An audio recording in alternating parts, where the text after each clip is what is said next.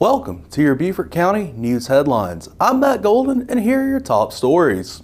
Punch in a Google Maps route across the bridges to Hilton Head Island during the regular commuting hours and dark red traffic delays scream back from the phone screen. The William Hilton Parkway Gateway corridor is red in the summer, red during special events, and on a random Thursday afternoon, red.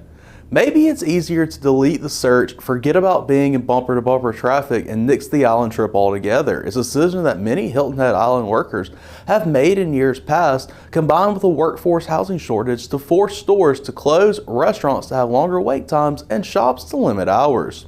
Hilton Head has a traffic problem. It impacts the character of the island and frustrates tourists, residents, and workers alike. The town also has a proposed solution, the US 278 corridor project to expand the 4-lane bridge to 6 lanes.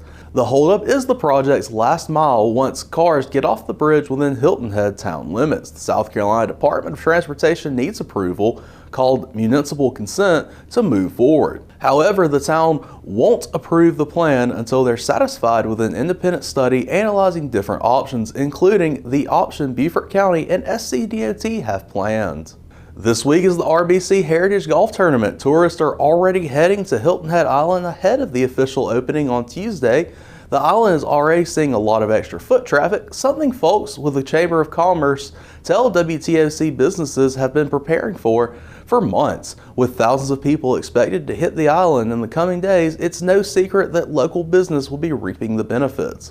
Tourists and locals alike flock to Hilton Head Island each year for a glimpse at some golf pros, but when they're not on the course, they're likely to be shopping and eating out. It's one of the biggest factors in the island's economy, something business owners plan for each year by ordering more inventory, boosting staff numbers, and more. This year, just under 17% of teacher hires in the state came from alternate education programs, according to a November report from the Winthrop-based Center for Education Recruitment, Retention, and Advancement, which attributed the drop to fewer college students graduating with a degree eligible for teacher certification. Districts hired 1,390 of such new teachers ahead of the 2023-2024 school year, compared to 1,883 ahead of the 2013-14 year, even though the number of total teachers has increased by thousands as districts struggle to retain educators. While traditional teacher education programs still supply the bulk of South Carolina's new teachers to the profession, the number of educators coming out of alternative preparation programs has increased by hundreds over the past decade.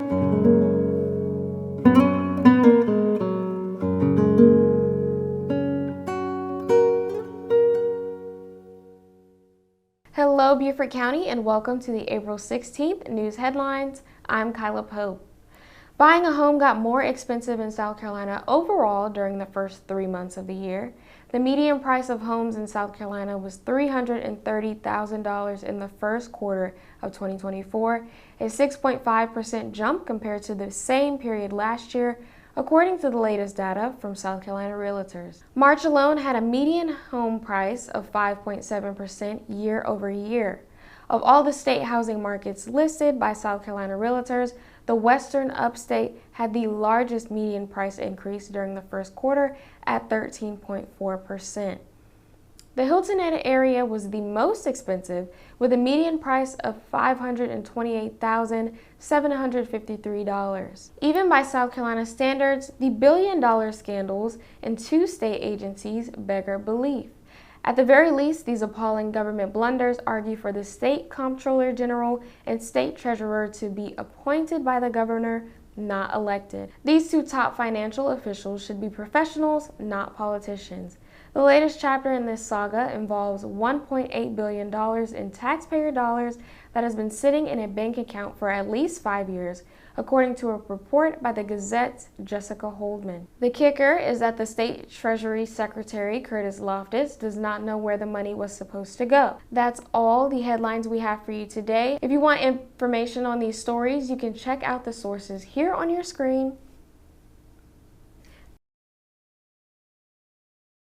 Thank you so much for joining me, and I will see you next time, Beaufort County.